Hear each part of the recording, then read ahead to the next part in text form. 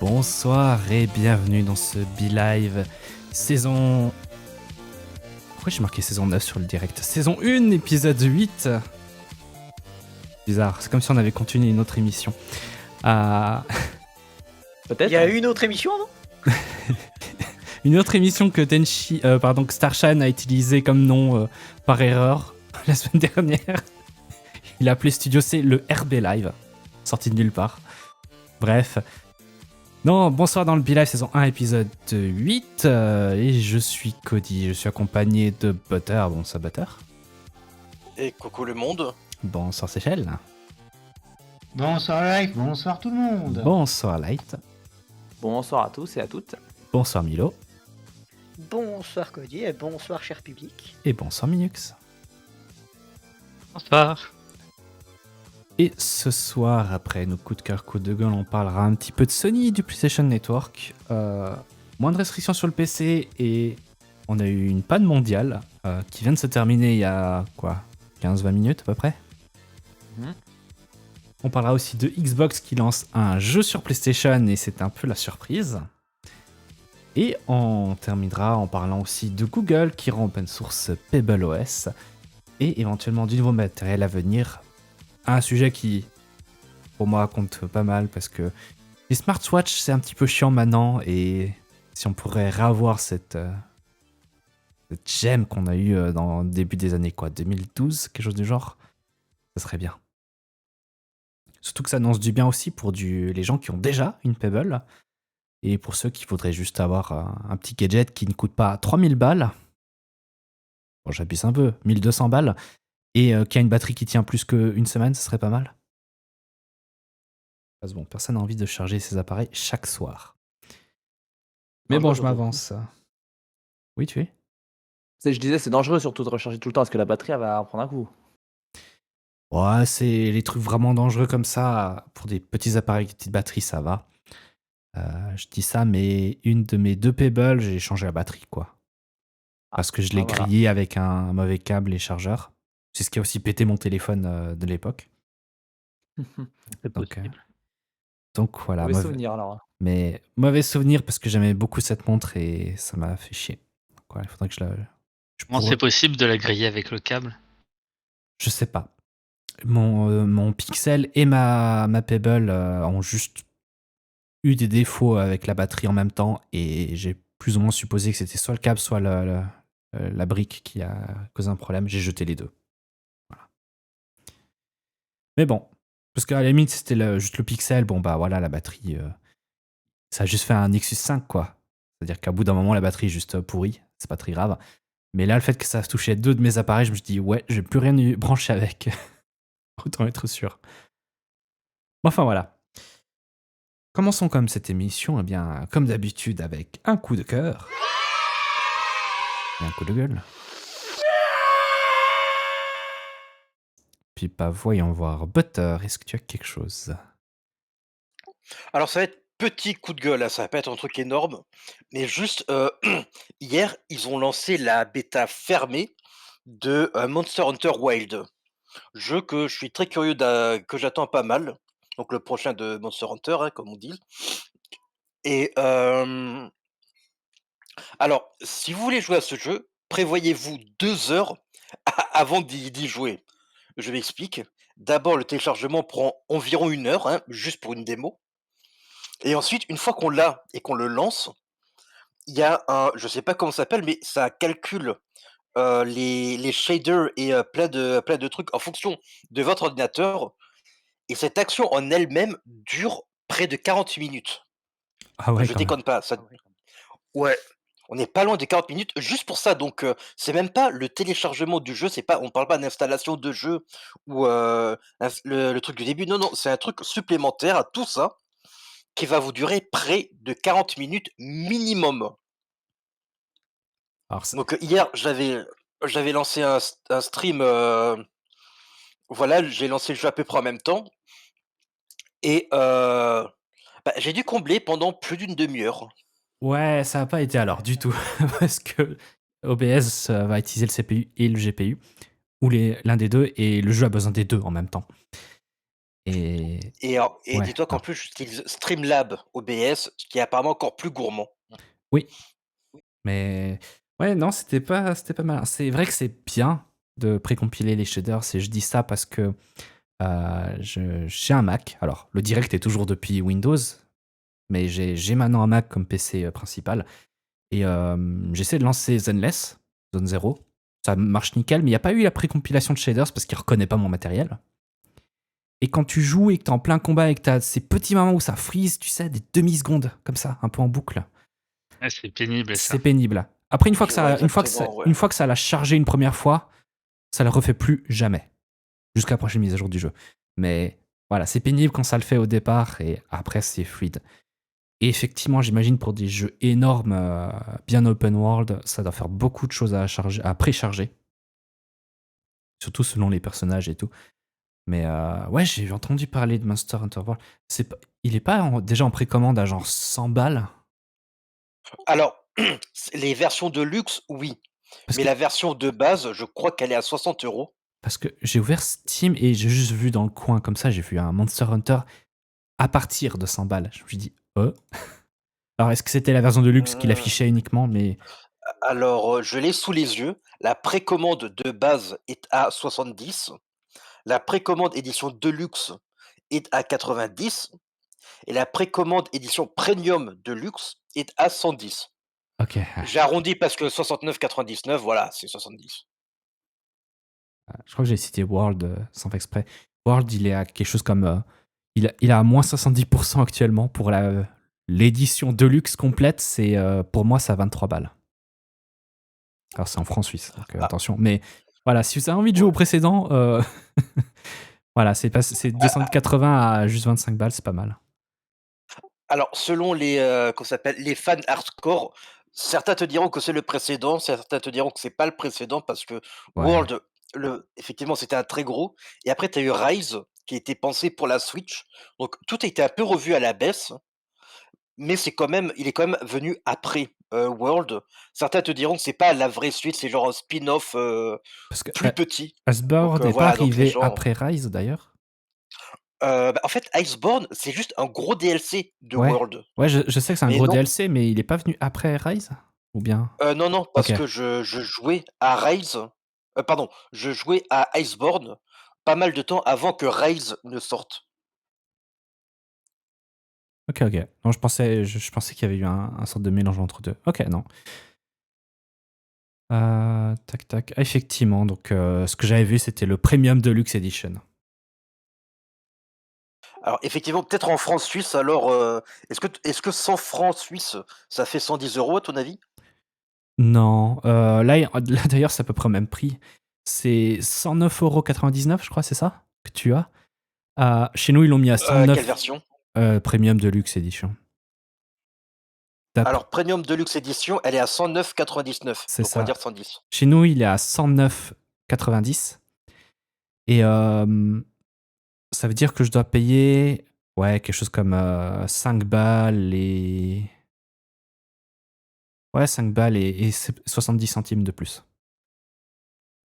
Si je paye en euros, c'est 103 balles, en fait, pour moi. Et Mais je suppose que tu peux pas payer en euros si tu passes par un VPN? non, parce que Steam, ils sont malins. Il faut que tu changes ton pays, et quand tu changes ton pays, tu peux pas le rechanger rapidement. Et après, t'as d'autres soucis qui viennent derrière. Je sais ça parce que quand j'ai essayé d'acheter un Steam Controller, c'était très compliqué.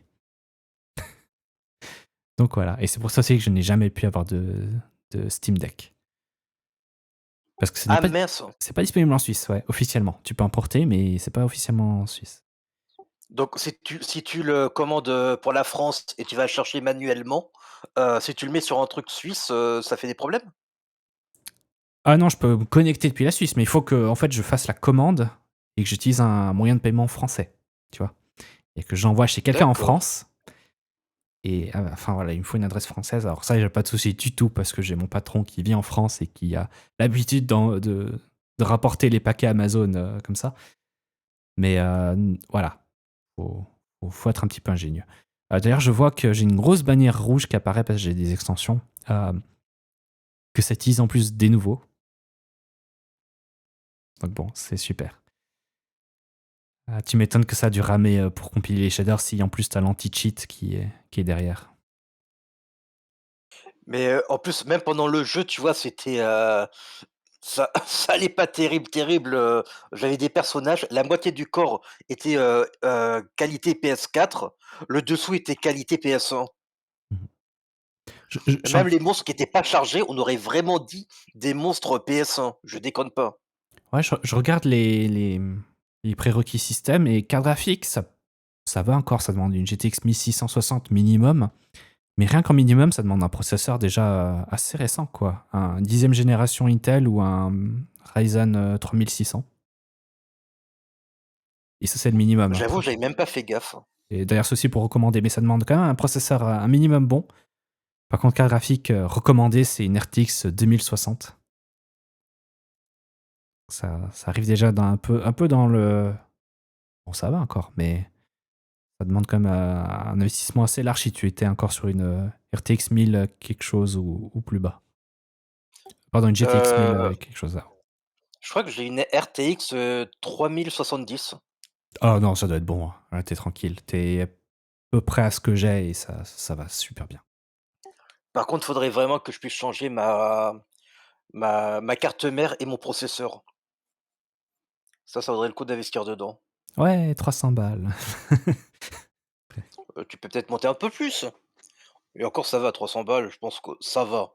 T'as pas besoin de prendre la toute dernière génération, quoi, mais tu prends la génération d'avant. Alors, je t'avoue que vu que je suis nul en informatique et encore plus en électronique, je préfère prendre un truc de bonne qualité qui va me durer 5 ans plutôt qu'à d'acheter un truc de qualité moyenne tous les 2 ans et de faire tous les changements. Oui, mais tu peux prendre un haut de gamme de génération précédente qui tient 50 plus que le moyen de gamme de la génération précédente, tu vois. Ah, Ça que effectivement, ouais, dit comme ça, oui. voilà. Et- Donc, mais bah, au moins, ce qu'il y a de bien, c'est que pendant que ça ramait, j'ai mis des vidéos de présentation du jeu. Donc, techniquement, j'ai fait une vidéo React, presque ma première, quoi. Et non, ben voilà, en fait, ça a permis de présenter le jeu, de voir un petit peu les nouveautés, les nouvelles armes. Comme d'habitude, tu as toujours les armes, les armures, c'est toujours un truc de dingue. Je sais pas si vous y avez joué, mais voilà, ils font plaisir dans le design. j'ai jamais joué malgré que j'ai le jeu. En tout cas, le Worlds, et je crois que j'avais encore un autre. Mais j'ai jamais eu l'occasion de jouer parce que voilà. C'est beaucoup trop d'heures à préparer. Oui, malheureusement, dis-toi que c'est le genre de jeu, si tu v si tu es complétionniste, un peu comme Zephyr, prévois toi devant toi 3000 heures de jeu. Je C'est pas une expression, c'est pour de vrai. je suis pas, je Ouais. suis pas complétitionniste, 3000, tu mais ouais. tu peut-être dans l'excès. En tout cas, je sais que pour 4 Ultimate sur 3DS, j'en suis à 530 heures et il me reste qu'une seule mission à faire que je n'ai jamais réussi à faire. Bon, Mais alors on va dire, compter, le millier d'heures, au moins, pour le terminer 100. 100, ça veut dire toutes les armures à 100. Toutes les ah ouais, armures, toutes les ouais, armes, c'est d'accord. ça que j'entends par le 100. Ouais, Attends, mais est-ce que ça a vraiment un intérêt au bout d'un moment quand tu as ton armure avec ton arme qui marche? Je cherche pas à aller plus loin.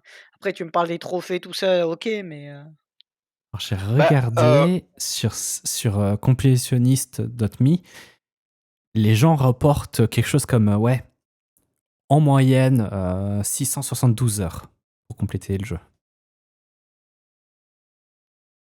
Pour ceux qui eh ont ben, j'étais reporté persuadé avoir que ça aurait été fini, quoi. plus. Ouais. Mais il y a seulement 30% 29,57% des gens qui ont fini le jeu, qui utilisent le site. Alors ça dépend, peut-être que eux, c'est ceux qui ont terminé l'histoire et pas, toutes les armures. Ah oui, oui, oui, c'est pour finir l'histoire et la majorité des achievements, en fait. Ah oui, Après, non, moi quand je dis le 100, je veux dire, toutes les pièces d'armure, toutes montées à 100, tous les joyaux, enfin peut-être pas tous les joyaux parce que c'est un peu difficile, mais bah, c'est juste lent, c'est que le hasard donc on compte pas. Et ouais, moi je veux dire toutes les armures et toutes les armes montées à leur maximum. C'est ça pour moi le 100. mhm. Enfin bon, voilà.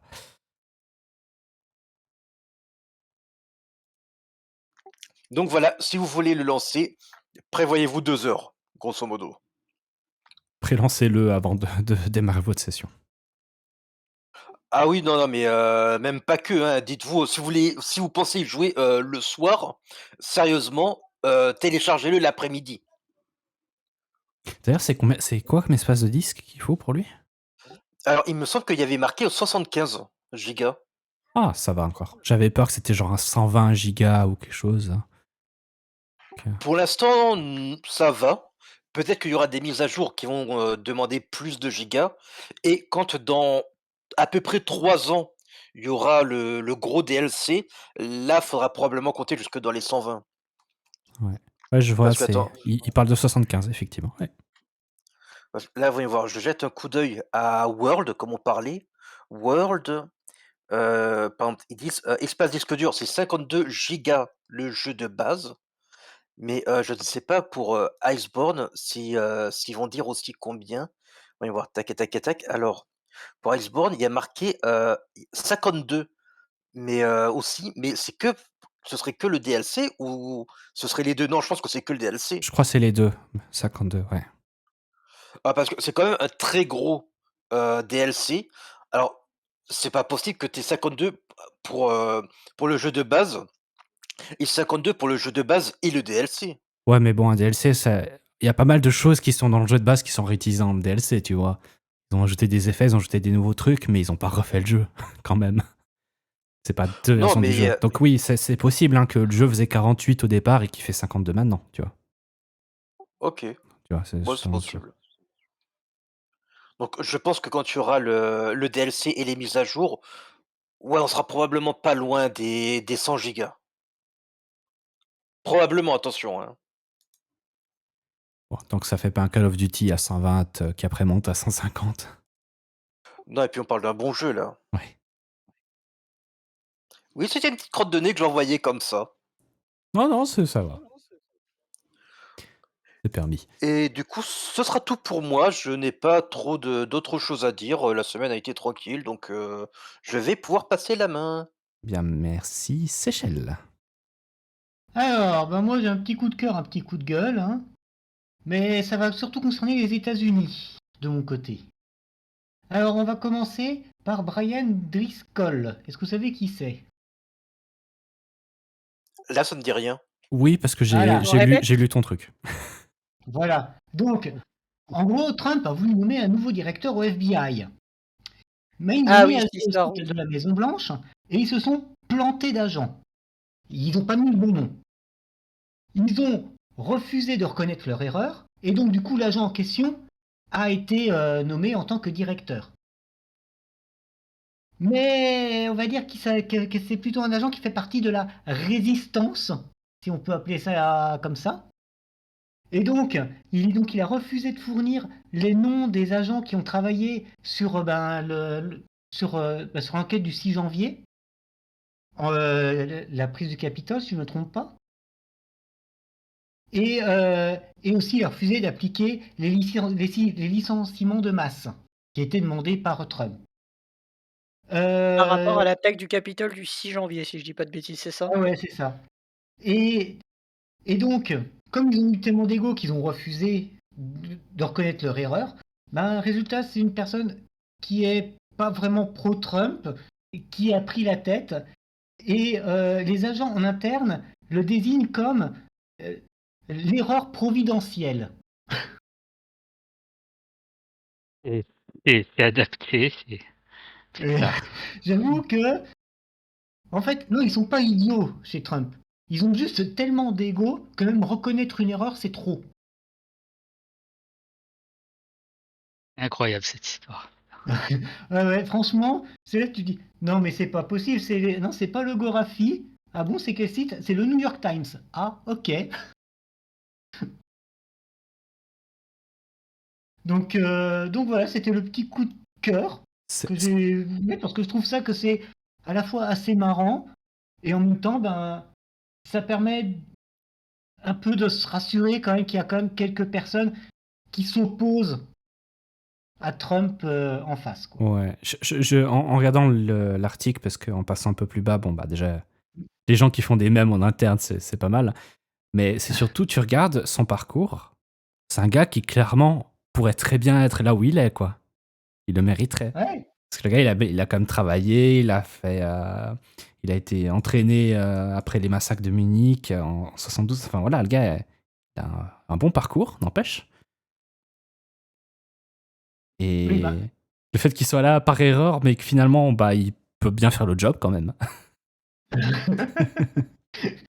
c'est voilà, c'est l'erreur, c'est en mode ah merde, je me suis trompé. Bah, ça marche quand même. Enfin, ça dépend pour qui finalement, mais On dirait une providence de programmeur, tu sais. Ah Tu sais ouais. pas ce que tu fais, ça se passe bien, et puis ah ben on sait pas, mais on touche pas. Voilà, c'est en mode ah, c'est tombé en marche. Un grand classique hein, chez les développeurs. Et enfin, un petit coup de gueule à destination toujours de Trump, hein, on va pas changer, qui, suite aux incendies de Los Angeles, a décidé d'ouvrir et de rajouter de l'eau de 2 barrages, a décidé d'ouvrir pour évacuer l'eau de 2 barrages afin d'aider pour les feux de Los Angeles. Le fait est que déjà le matin même, les pompiers ont annoncé qu'ils avaient circonscrit le feu. Donc là, c'était plus qu'une question de temps avant qu'ils ne l'éteignent. Que le fait qu'il y ait un manque d'eau, c'était pas un problème de ressources d'eau, c'est juste que les pompes qui mettent l'eau dans le circuit étaient juste pas assez performantes. Et pour couronner tous les 2 barrages qui ont été ouverts pour libérer de l'eau, ils desservent même pas Los Angeles. Enfin voilà, c'est en mode comment faire pire. Eh ben on peut toujours y arriver quand même.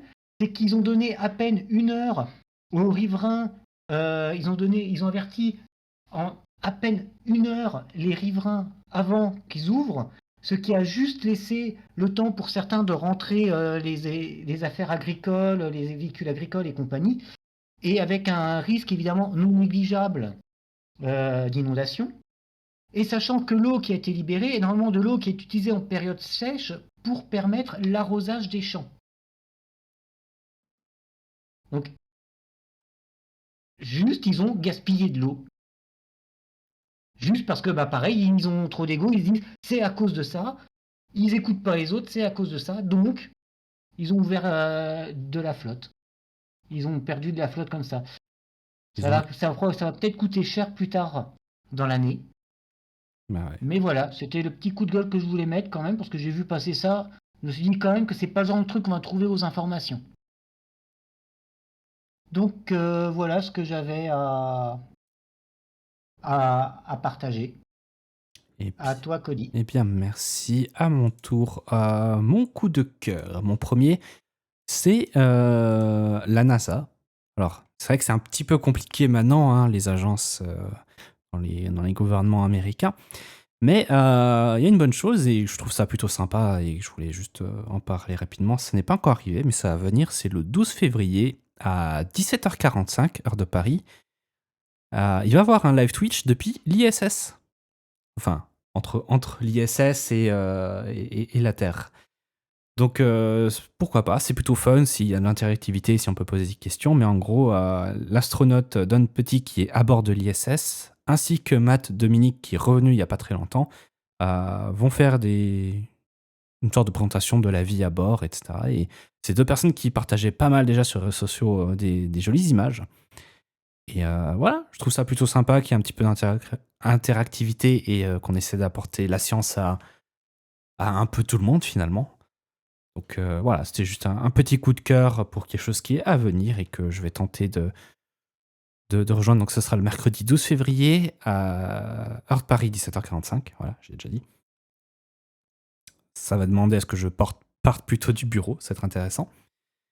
Donc ça, c'était mon coup de cœur. Mon coup de gueule, par contre, c'est Electronic Arts qui s'est dit, tiens, on va sortir les Sims 1 et 2 pour les 25 ans.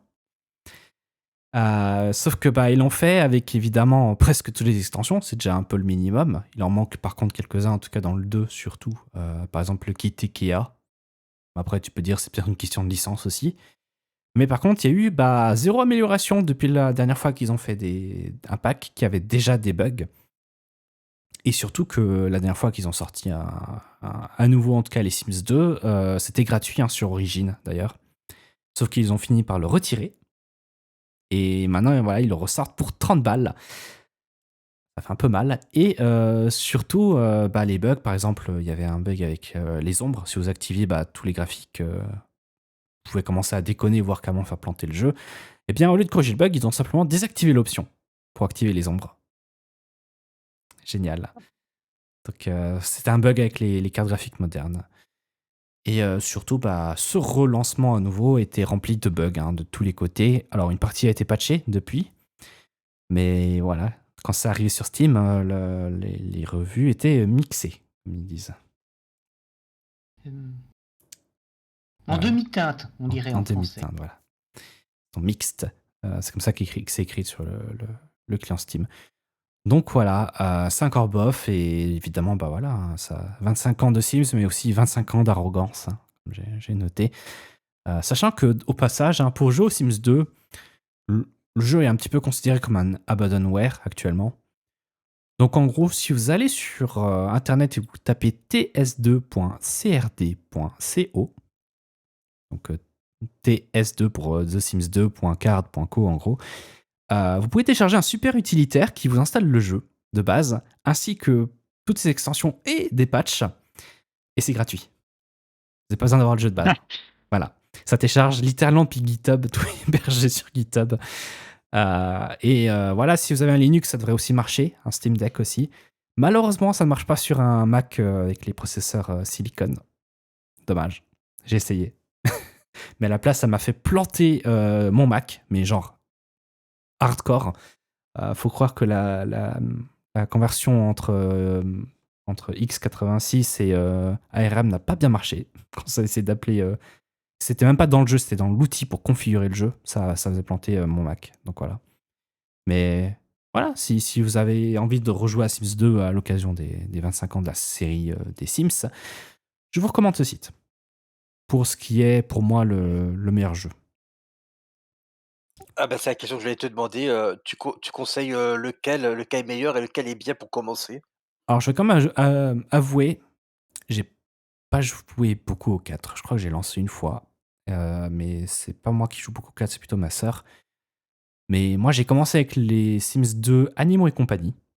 Donc, j'ai eu mon oncle qui avait les 4 CD des Sims qu'il a installé sur mon PC encore à l'époque sur XP. Et moi, j'avais juste le CD des Animaux et compagnie. Je lançais. À chaque fois que je lançais le jeu, j'avais Windows XP qui me disait il n'y a plus de RAM. Mais c'est pas grave, le jeu se lançait quand même. Avec mes 1,5 Go de RAM, pourquoi pas. Mais bref, c'était une bonne époque et je me suis bien amusé. J'ai joué aussi au Sims 3, mais je trouve que le 2, il a quand même un meilleur charme et surtout, il marche encore super bien, mine de rien, aujourd'hui. Je suis quand même un pigeon, je l'ai quand même acheté la version pour les Mac récents. C'est porté par je sais plus quelle entreprise, mais voilà, c'était 30 balles. Ça m'a aussi un peu piqué, mais au moins je peux lancer le jeu de manière native sur le Mac et voilà, j'ai passé plusieurs heures, j'ai joué jusqu'à 3h du matin. De 20h à 3h du matin, donc j'étais pas très fier, mais voilà, comme quoi j'aime beaucoup ce jeu. Minus qui dit SimCity 2000. J'ai pas Sony d'avoir joué à SimCity. Le seul SimCity que j'ai joué, c'est le SimCity tout court, le moderne. Et je me suis bien amusé, mais voilà, il m'avait un peu fait chier parce qu'il nécessite une connexion permanente. Ce qui était pas terrible à l'époque où je jouais. J'étais encore sur mon Mac d'ailleurs. Et en fait, je jouais à Sims 3 et à SimCity quand j'étais à la bibliothèque. Pour m'occuper en attendant, pour faire passer un peu le temps. Et ouais, c'était un peu chiant quand t'avais pas de Wi-Fi à la bibliothèque ce jour-là. Mais toi, t'as joué à SimCity sur MS-DOS?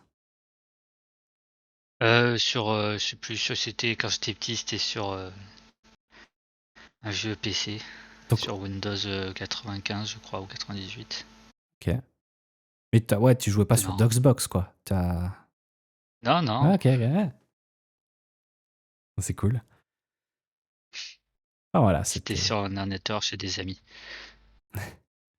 Donc voilà, c'était mon coup de cœur et mon coup de gueule. Light, à ton tour. Alors, moi de mon côté, je vais avoir un coup de cœur et un coup de gueule. Donc, le coup de cœur, c'est une découverte d'un jeu. Bon, un jeu qui date quand même d'il y a, je crois, 1 an, enfin 2 ans, 3 ans, je sais pas, mais c'est le jeu It Takes Two. Je sais pas si vous en avez entendu parler. Mhm. Oui. Oui. Ouais, les fameuses poupées vivantes. C'est ça. Et qui a été GOTY d'ailleurs, je crois, 2021 ou 2022, de mémoire. Pour ça, j'hésite un peu avec la date. Et j'avais un pote qui me l'avait proposé, puisqu'il avait eu gratuitement sur le PSN. Bon, moi, je suis arrivé après pour le mois gratuit, mais bon, je l'ai acheté, mais franchement, je regrette pas du tout parce que c'est une bonne expérience malgré tout. Bonne expérience coop, parce que obligatoirement, bon, pour ceux qui savent pas, bah, il faut jouer en coop obligatoirement à deux. Il y a des étapes où il faut être à deux pour pouvoir y jouer. Parce que c'est vrai que jouer en coop tout seul, c'est un peu difficile. Bah, Ouais. sauf si tu t'appelles Masahiro Sakurai et que tu sais jouer avec une manette dans chaque main. Ça, après, c'est possible. Une manette dans les Mais mains, disons une que manette au pied. Voilà. oui, oui, oui, oui, une manette dans chaque main. Il nous l'a montré d'ailleurs à l'époque, quand il avait fait les Nintendo Smash Direct. Mais en passant. Et franchement, une bonne découverte. Que ce soit. Alors, l'histoire est un peu plan-plan, c'est vrai, mais paradoxalement, j'ai pas détesté. Puis surtout, bah, le fait de jouer en coop comme ça, surtout que t'as besoin. Tu peux pas avancer sans l'autre. Je trouve ça super cool. Clairement, j'en vois sur Fortnite de temps en temps des maps comme ça, créa, où on est à deux et où on doit faire deux parcours différents, où on doit se guider l'un et l'autre à la voix. Mais ça reste malgré tout quand même une bonne expérience. Il y a quand même aussi des passages que j'ai quand même aimé dans le jeu, notamment un en particulier, je dirais pas lequel, qui est, je vais être honnête, m'a un peu glacé le sang quand même. Je dirais pas lequel. Je pense que si ceux qui ont joué au jeu savent de quoi je peux parler. Ça a un rapport avec un aspirateur ou avec un éléphant. Ah, c'est l'un des deux. Je dirais pas lequel, mais parce que là je spoilerais, mais bon, enfin je spoilerais. Bon, allez, je peux spoiler ou pas? Sinon, s'il y en a qui ne veulent Bah, pas jouer, tu peux dire hein. l'un ou l'autre, sans donner de détails. Alors, c'est l'autre. C'est le deuxième choix. Celui-là, il m'a un peu glacé le sang quand même, en vrai. Parce que quand même, Je comprends. en fait, mais c'est surtout aussi au niveau du doublage aussi. Le doublage VF est très bonne qualité. Je l'ai pas fait en VO, je l'ai fait en VF. Ah. Et le doublage est vraiment bien foutu. Et surtout là, sur cette séquence-là, avec justement l'éléphante, c'est vraiment le doublage fait toute la. Déjà aussi bien la séquence qui est montrée et qu'on vous fait faire. Elle est un peu waouh, assez pas tendax, mais disons, tu te dis ah ouais, c'est chaud quand même. Mais surtout avec le doublage qui a ajouté là-dessus, ça rend la séquence encore plus glaçante. Après, je passe les détails, je peux pas spoiler, donc de toute façon, vous verrez, il y a le film complet des cinématiques, vous verrez la séquence, mais elle est glaçante quand même. Mais à part ça, ouais, franchement, même les décors, la DA est vraiment cool. Je sais pas s'il tourne sur Unreal 5. Je pense que cette période de Unreal 5 était déjà mise en avant, donc je crois de mémoire. Et ouais, c'est un bon petit jeu quand même, bonne découverte. Si j'avais vu j'avais vu qu'il avait eu des jeux de l'année, bah, j'aurais pas compris, mais en l'ayant essayé, bah, je comprends un peu mieux son rang de jeu de l'année parce que bah, il propose quelque chose de nouveau, enfin, d'original qui est pas vraiment fait. C'est un peu du gameplay asymétrique quasiment à peu près en vrai, hein, quand on y pense. Et ça fait plaisir. En tout cas, une bonne découverte que je conseillerais à ceux qui nous écoutent. Et enfin, bah, pour le coup de gueule, et ça va être un sujet qu'on va évoquer dans la première partie de soirée, c'est bah, Sony, là, en ce moment, enfin, en général, entre entre les licenciements, je crois qu'il y a eu des licenciements, je crois encore. Il y a eu bah, les ratés, la fermeture des Game as a Service, et je pense que c'était la meilleure décision à faire, sachant qu'ils ont perdu des millions de dollars avec Concorde. Mais surtout, là, en plus, avec l'humiliation, pour moi, c'est une humiliation, hein, vu ce qui s'est passé aujourd'hui, le raté, ou on va dire la coupure du PSN. Apparemment, on va retracer après tout ça, mais on ne sait pas encore les raisons, mais on va revenir un peu en détail sur ce qui s'est passé. Toujours est-il que ouais, ça fout un peu les nerfs, et puis surtout la risée, quoi. Si vous avez dû voir passer en thread X le PSN ou PAN ou ce genre de truc, c'était gratiné quand même les remarques, hein, mais en même temps, je comprends les personnes qui ont été assez énervées de ça. Mais voilà, c'est monté mon coup de gueule sur ça. On reviendra en détail plus tard, justement, sur ce problème. Et je passe la main à Milo. Et bonsoir. Alors je ne vais faire qu'un coup de cœur puisque ça va prendre peut-être un peu plus de temps, un peu de temps, donc je vais me limiter à un. Le Oh, Weekend DJ, voyons, Milo va prendre du temps? J'ai du mal à y croire. dit-il. Et encore, j'ai rien de nouveau, j'ai pas encore commencé un nouveau Final Fantasy, donc estimez-vous heureux. Non, la semaine dernière, c'était le Royal Rumble. Donc un des événements, un des PLE du Big Four de la WWE. Là, je dis pas de bêtises, hein, le Royal Rumble fait bien partie du Big Four. Oui, Même du Big clairement. Five maintenant, hein. Ah, c'est qui le 5e? Attends. Donc, Money in the Bank. Money in the Bank? Oui, il est considéré comme maintenant, à part entière maintenant dans le cercle très fermé des gros rendez-vous. D'accord, bah, tu vois, j'aurais plus vu tu vois, je vois plus l'Elimination Chamber plus gros que le Money in the Bank, mais, C'est vrai, mais non, c'est Money in the Bank surtout pour ce qu'il propose. OK, bah, écoute, bah, merci de l'info. On peut pas simplement dire que c'est un des Big 12 et voilà? Bon là, ça ferait un peu trop, hein. Après bon, il y a c'est le débat est encore vivace, mais bon, ce n'est pas la question. Oui, surtout que Big 12, ça voudrait dire inclure les shows en Arabie Saoudite, donc, non. Ouais et bon, on sait ce que ça donne, hein. Ouais, Merci. et ça, c'est hors de Ça question, donne des j'avoue. victoires de Nia Jax. C'est déjà trop. Oh non, tu t'abuses, elle est bien, Nia Jax. Ouais, ouais, Je sens on que va dire. ce quelqu'un sur, 2K, 25 quand il va sortir, il va essayer de changer le match. Ah, j'ai pas la console pour jouer à 2K25, donc, Ah merde, parce que du coup, tu auras, Nia Jax et Liv Morgan justement, vu qu'elle est affiliée à la Bloodline. Enfin, elle est affiliée à Ah non, la mais alors autant te dire que là, c'était la poubelle contre le conteneur, hein. Je n'aime pas, Liv Morgan, je ni n'aime l'un ni pas l'autre? Nia Ah, Jax. Donc, dommage. pour moi, c'était qu'importe. C'était qu'importe. Enfin bon, le Royal Rumble, on a commencé avec le Royal Rumble féminin. On a eu quand même des surprises assez sympas, on va pas se mentir, notamment le retour. Je pense que c'est le retour qui a fait popper, la salle autant que pour un catcheur. Puisque très souvent les catcheuses ont moins de pop que les catcheurs. Là, je pense que la pop qu'a reçue Alexia Bliss valait au moins était aussi importante que celle pour les catcheurs masculins. Avec la référence, enfin avec écrit derrière son blouson Friend Forever, mais avec le R différent. Donc c'était très cool. On a eu le retour de Charlotte Flair qui a pas fait l'unanimité. Moi, ça me dérange pas, outre mesure.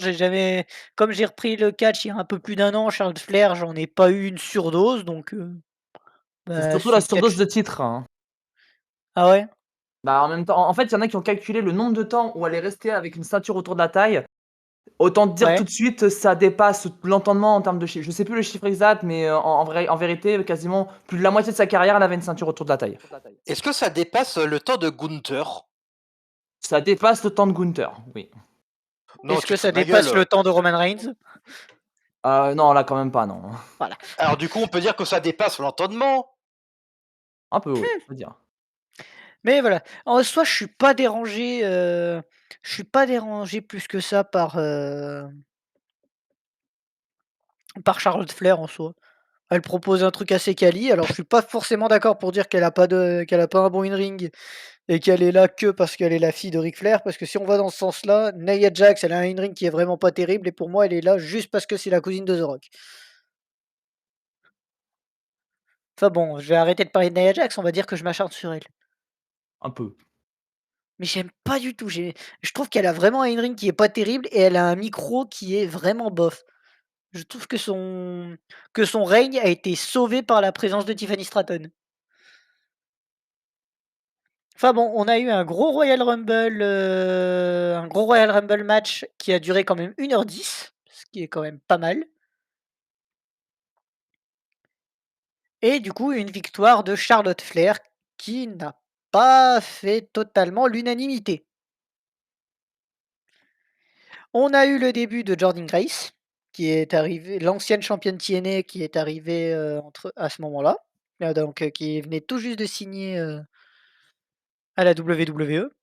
Et j'ai une petite anecdote, je ne sais pas si vous l'avez vu passer, mais le contrat de Alexa Bliss a été signé dans l'après-midi même. Ils ont trouvé un accord dans l'après-midi même du Royal Rumble. Sachant que son ancien contrat était pas expiré, c'est juste qu'elle voulait rehausser son salaire. C'est ça. Et de ce fait, il y avait quelqu'un de prévu à la place de Alexa Bliss. Et comme Alexa Bliss a signé, elle lui a pris sa place. Je ne sais pas si vous avez vu Oui, passer la. c'est Shotzi Blackheart qui devait, être là à Ouais, la base, c'était le mais elle a retour de été Shotzi. remplacée. J'avais call le retour de Shotzi. J'aurais bien aimé le retour de Shotzi. Malheureusement, bon. Vu le vague de Et licenciements, je pense qu'elle est en train de flipper en ce moment. Shozi? Ah, Oui. j'avoue, ils m'ont fait un peu mal au cul, les licenciements. On verra si on en Ben, au final, je l'ai pas vue dans la liste des licenciements et non, ironiquement elle est pas dans la liste, mais bon, vu, les noms quand même qui ont été choisis, ceux qui étaient inactifs ou qui avaient pas de plan, oui, bah, bon, Blair Davenport, par exemple, je l'ai jamais vue, hein. ouais, après bon, ça c'est un talent gâché, mais voilà, c'est pas le sujet. Ouais, après, je l'ai jamais vue, donc je sais pas du tout ce qu'elle vaut. Par contre, Sonia Deville, ils la font apparaître au Rumble, ils disent qu'ils veulent la push et ils la virent. Bon, bah, je sais Je pas ce crois que qu'ils c'est vont une faire avec leur recé Fusion Collective, mais je crois que c'est surtout un non renouvellement de contrat. Je crois que c'est pas un licenciement, c'est un non renouvellement de quoi, je oui, crois. c'est ça, mais ça a été classé dans les licenciements. Oui, Ah, oui, oui. honnêtement, c'est pas très différent. Voilà. Ensuite, on a eu, le match pour les titres par équipe qui est donc, un match entre, DIY contre Motor City Machine Gun.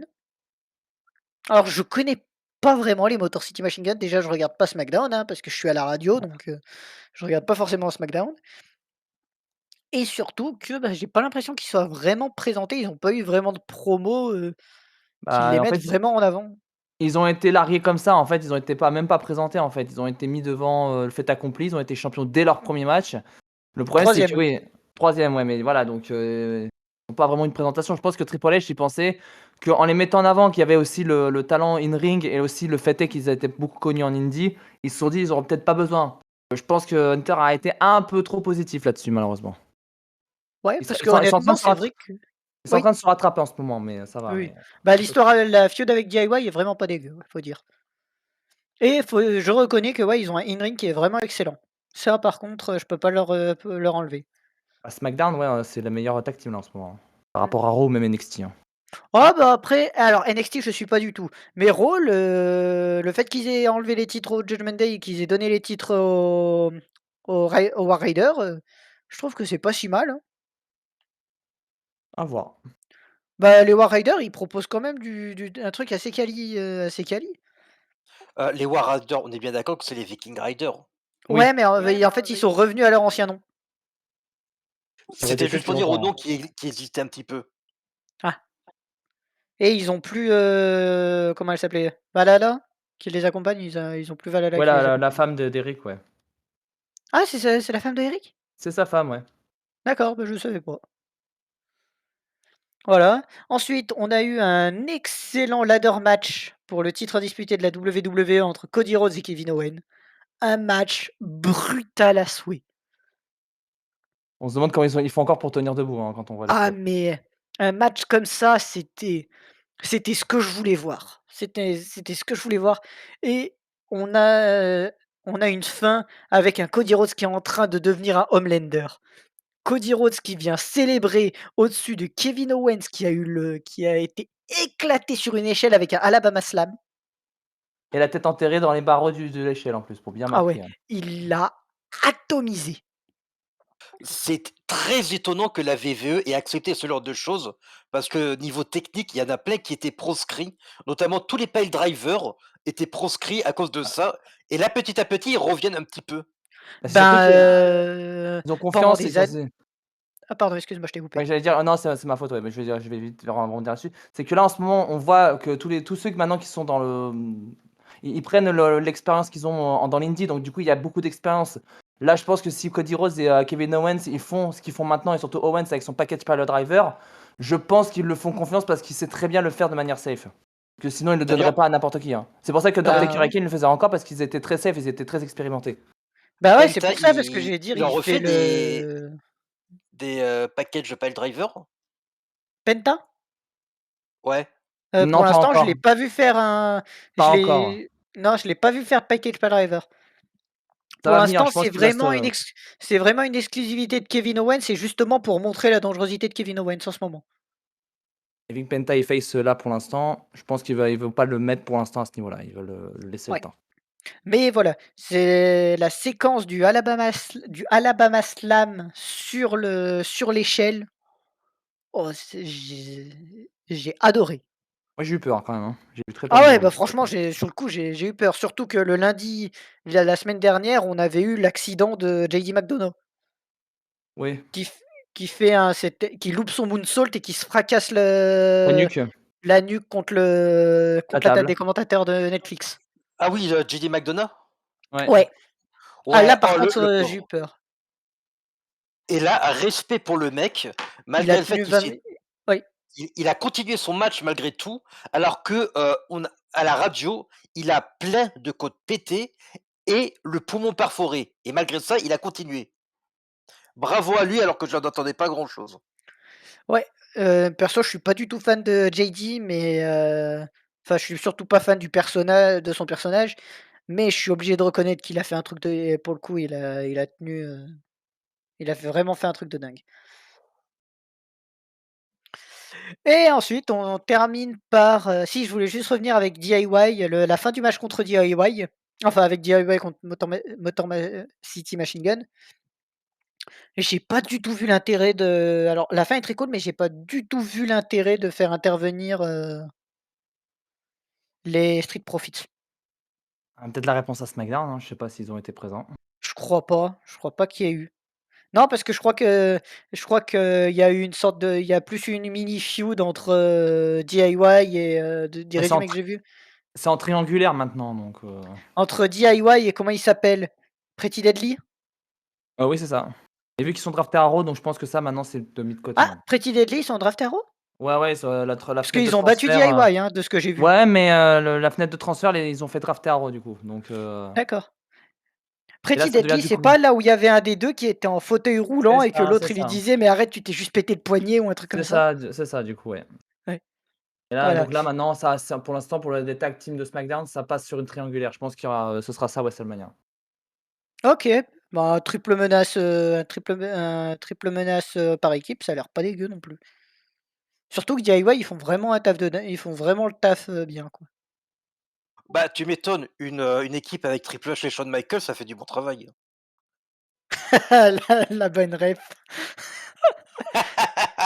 la bonne ref, j'approuve. Oui, Je me doutais que tu aurais j'abrège. compris. Oui, oui, j'abrège et du coup, pour finir, le Royal, Rumble masculin avec un très gros démarrage entre Rey Mysterio et Penta.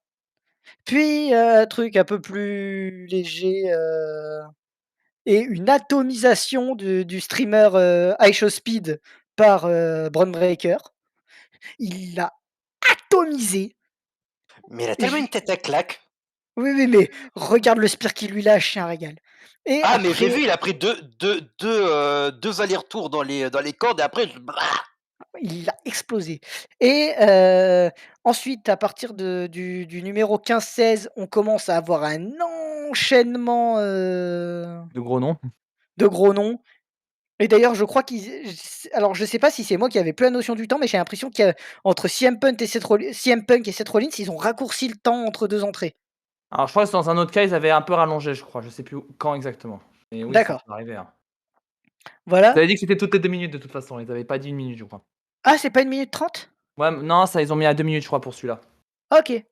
Bah, en tout cas, on a eu un très, très gros match, de 1h20 avec en surprise à la fin, une victoire de Jey Uso qui sort John Cena et la fin était un truc de dingue parce que jamais, quand on voit déjà arriver aux 20, entre 20 et 25, combattants, quand on voit ça, à aucun moment on peut dire: «C'est à coup sûr, c'est lui qui va gagner» et c'est pour ça que j'ai adoré ce Royal Rumble. Parce que tous ceux qui se plaignent: «Ouais, il y a jamais de surprise», bah là, Jey Uso qui sort, John Cena et qui remporte le Royal Rumble. Tiens, mange une surprise dans les dents. Ça Donc semble voilà, logique. très, très cool le Royal Rumble de cette année. par contre, je crois qu'il y a eu pas mal de personnes qui ont fait la gueule et qui se sont mis à détester Jey Uso à ce moment-là. Alors je sais pas si c'est parce qu'il a, Alors c'est gagné face surtout à Cena ou si c'est parce que, il a gagné tout court le Royal Rumble. alors il y a 2 publics qui s'affrontent. Il y a ceux, les smarts d'internet qui sont contre la victoire de Jey Uso. Par contre, les publics qui sont un peu plus vocaux, qui sont, sur place, ils sont avec Jey Uso, en fait. Il y a 2 publics qui s'affrontent, en fait. Il y a 2 visions, en fait, qui s'affrontent. D'accord, d'accord. Bon, bah, en tout cas, moi, j'ai terminé pour ma partie, donc je laisse la parole, au suivant et je n'ai plus la responsabilité si le sujet catch est continué d'aborder. Bien, merci Milo. Je t'en prie. Ah, Minux. Oui, bon, ça va aller vite, hein, c'est juste que Nvidia a sorti une nouvelle version de son driver pour ses cartes graphiques pour Linux. Alors, ce qu'il y a de bien, c'est que ça apporte le support du Variable Refresh Rate. En gros, ça permet de contrôler précisément et en temps réel la fréquence d'affichage de l'écran, et sur plusieurs écrans en plus. Et par contre, le gros moins, c'est qu'ils ont trouvé le moyen de casser la veille d'hibernation sur Ubuntu. Bon, ça Ça a l'air m'énerve. ça a l'air d'être récurrent quand même, des problèmes de Oui. veille d'hibernation. Une fois c'est Nvidia, une autre fois c'est le processeur, une autre fois. Enfin, voilà. Il y a toujours quelque chose qui pète. Et le pire, c'est que ça arrive même sur Windows, quoi. Ce genre de truc. On gagne d'un côté, on perd de l'autre. C'est l'équilibre. Ah, mais t'es jamais Voilà, content voilà, Linux, hein. Jamais content. Carrément. J'aurais méchant. jamais dû prendre un PC avec une carte Nvidia. Ouais, c'est pas Je comme regrette si tellement. AMD est tout blanc non plus, quand même. Hein. Enfin bon, Ah, ça marche beaucoup mieux. ça marche sur beaucoup AMD mieux. avec Linux, ça marche beaucoup, beaucoup mieux. Ça marche beaucoup mieux Pas sur tout les blanc, Linux, mais c'est c'est... sûr. Mais voilà, il y a quand même encore des soucis. Voilà. Eh bien, merci Et voilà. Minix. Et puis, bah voilà, on va pouvoir avancer sur les sujets que j'ai préparés. On va commencer avec Sony. Et là, Light aussi a de quoi en parler. Ouais, bah, on y va, hein. Commençons par quelques bonnes nouvelles, n'empêche. Allez. D'accord. Tout d'abord, c'est le retrait de la connexion obligatoire pour plusieurs jeux PC. Avec un petit astérisque quand même, hein. Voilà. Faut pas être trop content non plus. Mais du coup, Sony a annoncé que pour 4 jeux PC, donc c'est God of War Ragnarok, Horizon Zero Dawn Remastered, Marvel Spider-Man 2 et qui est sorti cette semaine, ou la semaine dernière. Cette semaine Semaine dernière, voilà. C'était le 30 janvier. Et Last of Us Partie 2 Remaster qui sort en avril ne requiert plus de manière obligatoire pour jouer un compte PSN. Ce qui est super pour les pays qui n'ont pas, pour les gens qui ne veulent juste pas lier de compte Sony. Ouais, Sony. Mais, il y a quand même un mais, vous pouvez le faire. Et si vous le faites, il vous donne 2-3 petits goodies. Voilà, c'est pas forcément Lol. grand-chose, mais c'est toujours assez sympa à faire, surtout si finalement vous n'avez pas vraiment quelque chose contre le fait de lier un compte PSN. Donc par exemple, sur God of War Ragnarok, vous aurez l'armure ours noir pour Kratos. Dans Horizon Zero Dawn, vous aurez la tenue Nora Valiant. Dans Spider-Man 2, vous aurez les costumes 2099 pour Spider-Man et Miles Morales. Et dans Last of Us, partout, vous aurez le droit à 50 points ainsi qu'une veste pour Ellie qui est inspirée de Intergalactic The Heretic Prophet, qui est un jeu qui est encore en développement, je sais plus. Ou qui est récent, je crois. The Heretic Prophet, j'ai un petit doute.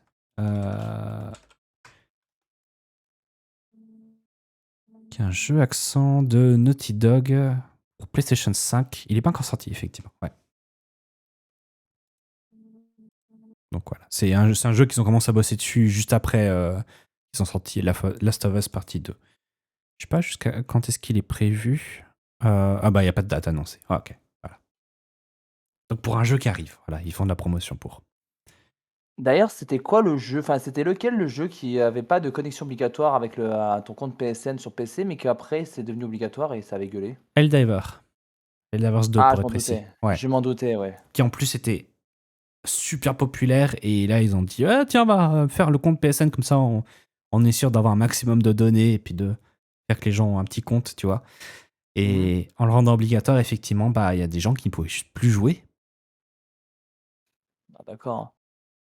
Donc voilà. Et du coup, ils ont dû demander des remboursements. Enfin voilà, c'était un gros bordel, n'empêche. Puis surtout des gens sur le principe, quoi. Ils se disent j'ai acheté le jeu sur Steam, pourquoi maintenant je dois lier encore un autre compte séparé? Un compte, ouais. Ça n'a aucun sens, ouais. Ouais, sur le principe, voilà. Par contre, si c'est pour des goodies ou si c'est pour connecter parce que, je sais pas, synchronisation ou peut-être utiliser un truc comme Twitch. Twitch a l'habitude de faire les drops. Où en fait, vous regardez les gens streamer le jeu puis vous obtenez des goodies. Voilà, pourquoi pas. Mais voilà, c'est optionnel, ça fait plaisir. Ça se comprend. Donc voilà, ça c'est pour la partie bien bonne nouvelle, excellent. Maintenant parlons, on va parler aussi des licenciements parce que je savais pas du tout. Après, je sais plus exactement, mais je me rends compte, mais j'ai revérifié, mais je me suis peut-être trompé. Il y a peut-être pas de licenciement, mais disons qu'avec tout ce qui s'est passé déjà avec les équipes de Concorde qui ont été transférées, enfin, il y en a la plupart vont être sur Halo maintenant. Je sais pas si ça va être une bonne nouvelle, clairement.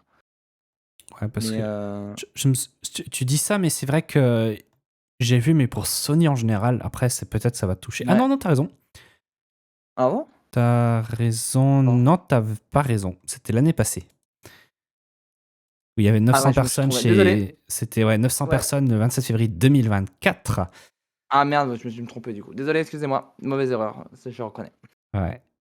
Faut dire qu'en ce moment, on enchaîne beaucoup les licenciements encore, donc les transferts vers d'autres studios. Ça, c'était 900. Tac, tac, tac. Par contre, j'ai un article de Gameblog qui est sorti hier. Ou avant-hier, il y a un jour. Donc ça me dit pas vraiment quelle date. L'équipe commence déjà à couper effectivement. Donc décidément, PlayStation ne commence pas l'année au mieux. Il y a quelques jours, nous apprenions que Ben Studio, à qui on doit notamment Days Gone, était le point de séparer d'une large part de ses contractuels. Donc ouais, il est peut-être dans les studios, ça commence à couper un petit peu. Ouais, ça m'étonne pas. Parce qu'on sait que Sony, en général, ça je sais, par contre Sony en général est en restructuration. Par contre, je savais pas si ça allait toucher PlayStation. Mais c'est vrai qu'ils sont déjà en train de se préparer avec la PS6, ce qui est très en avance, mais c'est vrai que c'est... Un peu trop même, hein, pour moi. Ouais. Tu te rends compte quand même que la PS5 a la durée de vie la plus courte en vrai? C'est vrai, mais il faut toujours commencer à bosser assez rapidement sur la prochaine parce que bah, tu as de la recherche et développement, tu veux connaître les prochains processeurs et tout, donc tu commences un peu tôt, effectivement. Mais Ouais. c'est genre 2-3 ans avant, quoi. Bah, tu vois, là, il me rappelle un petit peu ce qui est arrivé à la Sega Saturn, pour ceux qui connaissent, hein. Pour ceux qui connaissent pas, la Sega Saturn, c'est une console contemporaine à la Nintendo 64, que quand Sega, en fait, faisait la Mega Drive, après, ils ont sorti la Sega Saturn, mais très, très rapidement, je ne sais plus pour quelle raison, ils se sont penchés sur la Dreamcast, ce qui fait que la Saturn, elle est sortie, mais au final, ils se sont très peu occupés d'elle. C'est pour ça que je crois que le catalogue Sega Saturn n'est pas très, très grand, parce que bah, ils ont préféré rusher pour la console suivante directement. Et bah, la Dreamcast, c'était une console magnifique, mais malheureusement un peu trop en avance sur son temps. Elle serait sortie 5 ans plus tard, elle aurait sûrement eu beaucoup de succès. Elle était vraiment une super console pour ceux qui la connaissent, et pour ceux qui la connaissent pas, bah, je vous donne l'info. Et ouais, du coup, ce qui est en train de se passer, ça me fait penser à ça. Je sais pas ce que vous en pensez? Ah non, je pense pas. J'ai pas vraiment connu vraiment les consoles Sega parce que la seule console Sega que j'ai touchée, c'est une Mega Drive. Et encore. Mais par contre, j'ai un ami à moi qui adore beaucoup la série des consoles Sega. Et il m'en a parlé que la Saturn, ouais, était boudée en Occident, mais au Japon, c'était un succès. Mais par contre, en Occident, Et il y a plein de jeux qui sont restés, qui n'ont jamais quitté le Japon. c'est ça. En fait, ils ont. Comme très souvent chez Sega. Ouais, en fait, ça a tellement mal démarré aux États-Unis que finalement, ils n'ont pas fait grand-chose par la suite en disant non, non, ça sert à rien d'investir de l'argent dedans. Donc, ils ont plutôt tenté de calmer les choses. Saturn, c'était la dernière ou bien. Non, il y avait encore une autre. J'ai eu la Dreamcast après. Hein? Ouais. Oui, j'en ai Ouais. parlé. Ouais. Mais. Non, ah oui, la Dreamcast, c'est la toute dernière, du coup. C'est la dernière. Ouais. C'est bien un Dreamcast qui a la manette avec l'écran, c'est ça? c'est Exactement, celle-là. Ouais, oui. ok. La cartouche sauvegarde, tu as un petit écran style LCD, mais qui ressemble un peu à un Nokia 3080, je crois, ou 3310. Ouais, j'ai vu quelque chose cette semaine où quelqu'un a sorti un nouvel outil qui fonctionne dans le navigateur pour importer une image, l'éditer et le mettre justement pour flasher sur le petit pack. Ça me fait marrer que on est plusieurs années après, puis il y a toujours des outils qui sortent pour ces consoles. Enfin voilà. Ouais, c'est chouette. Mais voilà. Non, je trouve qu'on n'est pas vraiment à ce stade. Il faut dire que c'est compliqué actuellement la tech, surtout pour les consoles, parce que ça coûte très cher encore à faire le matériel. Et on a eu tous ces problèmes avec le Covid, on a tous ces problèmes avec les guerres maintenant, puis maintenant, avec Trump qui fait des bêtises, c'est encore encore plus problématique de savoir voilà, mettre des prix, faire des trucs qui peuvent aller encore dans les salons des gens, quoi. Et surtout, est-ce que les gens sont encore intéressés par avoir une console? Alors que maintenant, ils se disent, bah, Ah. les PC et le mobile, c'est un peu le futur, quoi. Bah, le problème, c'est que c'est pourquoi il y en a qui vont s'acheter une console, bah, pourquoi ils vont pas peut-être pas en acheter. Bah, vu la conjoncture actuelle qu'il y a sur, le milieu du jeu vidéo, j'en suis à me poser des questions quand même, hein, mais on en a souvent discuté de jeux vidéo en crise, mais là, on est en plein dedans maintenant aujourd'hui, hein. Il suffit de voir la stratégie de Microsoft actuellement, c'est de dire que tout est une Xbox. Pourquoi? Parce Voilà. qu'ils mettent le streaming et l'en ligne, parce qu'ils se disent, clairement, on commence à avoir des gens qui commencent à avoir des connexions qui suffisent pour faire du streaming en temps réel. Mmh. On a des technologies de latence réduites assez incroyables. Je veux dire, il y a une startup française qui était bien qui s'appelle Shadow, et moi je jouais Mmh. assez facilement en 5G quoi, dessus. C'est pour dire quoi. On a Parsec qui est un logiciel qu'on peut utiliser gratuitement pour streamer à notre PC. Ça marche super bien. Et donc, à moins que vous appelez Sony, que vous avez un système de streaming où effectivement il y a 2 secondes de latence à chaque fois, c'est terrible. Mais Microsoft, ils ont compris comment ça marche. Ils ont fait un service qui marche. Et maintenant, vous achetez une télévision Samsung ou LG et vous avez une application Xbox intégrée. Et du coup, tout est une Xbox. La Switch 2, ils ont déjà annoncé qu'il y aura le streaming dessus, je crois. Ou en tout cas, qu'il y aura le Game Pass. C'est pour dire, J'ai Microsoft va j'ai partout même pas maintenant. Game vu la Pass vidéo, Microsoft? j'ai même pas vu la vidéo de la Switch 2. Ça, c'est autre chose, mais tu disais Linux? Ah, j'ai pas compris. Le Game Pass Microsoft Xbox sur la Switch? Oui, je sais plus quelle est vraiment l'actualité, mais ils ont annoncé qu'ils seront sur la Switch 2, soit avec le Game Pass, soit avec le streaming. Un des deux. Euh, Microsoft. Parce que peu après que que Nintendo a annoncé la Switch 2, Microsoft est tout de suite monté pour dire ouais, on sera partenaire, on va fournir des jeux, comme d'habitude, et quelque chose en lien avec les abonnements. Mais je sais plus si c'est le Game Pass, genre la bibliothèque, ou si c'est le streaming. Microsoft Switch 2. Donc il dit oui qu'il y aura des jeux, ça je sais. Tac, tac, tac. Mais je sais plus si c'est une histoire avec le Game Pass ou le streaming. Mais enfin voilà, il y a quelque chose dans ce genre et ça m'étonnerait pas du tout qu'on aurait du streaming dessus si Nintendo ne ferme pas la porte, quoi. Tac, tac, tac. J'ai pas de détails. Peut-être j'invente. Prenons avec des pincettes. Voilà. Mais sachant que je crois qu'il y a déjà des trucs avec le Minecraft Bedrock, par exemple, ou si vous liez au compte Microsoft, bah, c'est tout lié de toute façon. Donc j'imagine qu'il y a des trucs assez similaires qui se prévoient. Tac, tac, tac. Ils veulent apporter Microsoft Flight Simulator et Halo Master Chief Collection sur Switch 2. C'est pas des petits jeux, quoi. Enfin, voilà. Mais côté PlayStation, ouais, c'est assez compliqué. Surtout, on n'a pas parlé encore de l'autre sujet qui était bah, le PSN.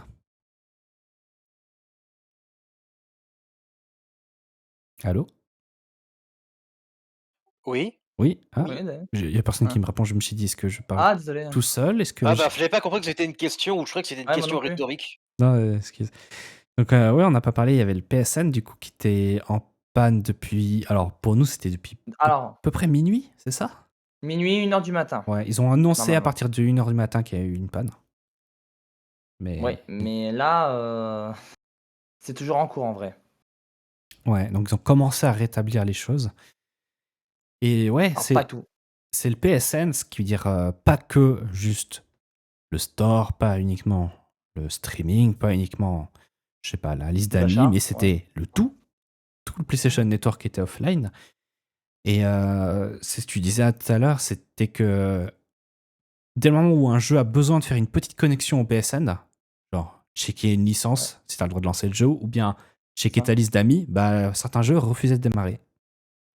Et encore pire quand tu as, je faisais le listing de mes jeux.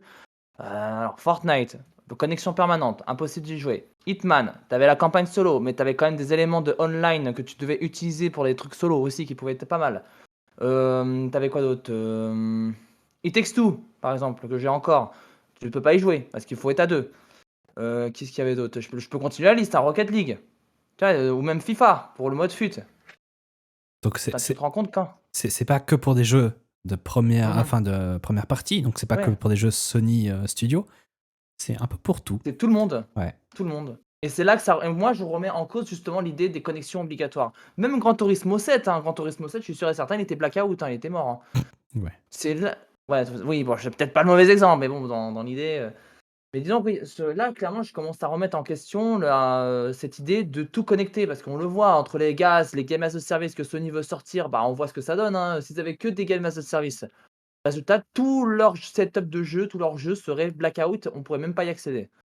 Ça se voit que ça c'est payant quand même. Heureusement, comme tu as dit, il y a encore 2-3 petits jeux solo qui pourront être, qui sont encore là, comme Marvel Spider-Man qui peut se jouer en solo, peut-être Horizon qui Je pouvait crois se jouer que en solo. je crois que Spider-Man ne marchait pas. En tout cas pas le 2. Ah bon? Ouais, Pourtant, il n'y a pas besoin de connexion obligatoire. je sais pas. J'ai cru voir que des gens arrivaient pas à démarrer. Je crois que ça check les DLC et du coup ça besoin une connexion. Mais en plus, c'est même des DLC, même enfin, c'est des DLC de costumes, c'est même pas des DLC de contenu à mission alternatif. Ouais. Donc, résultat, c'est encore pire. Hein. Oh là là.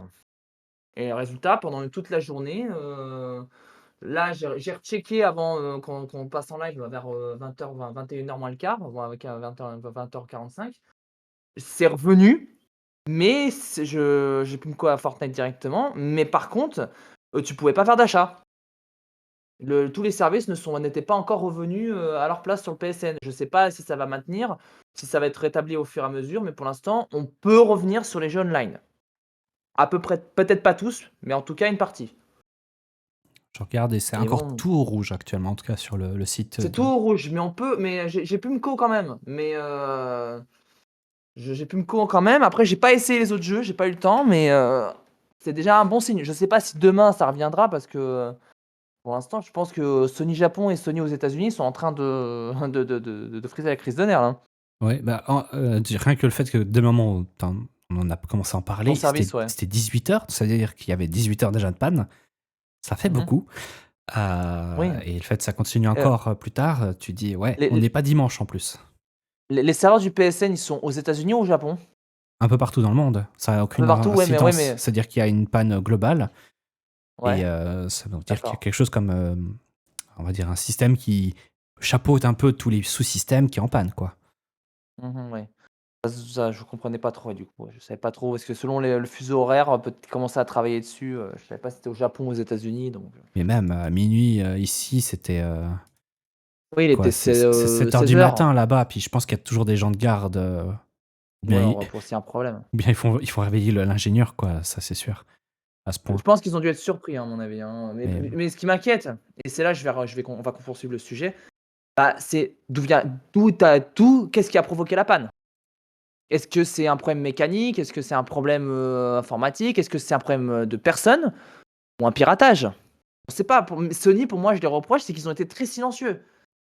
même maintenant, tu as dit Alors, que tu avais 2-3 services qui revenaient, mais je crois qu'il n'y a toujours pas eu de communication, quoi.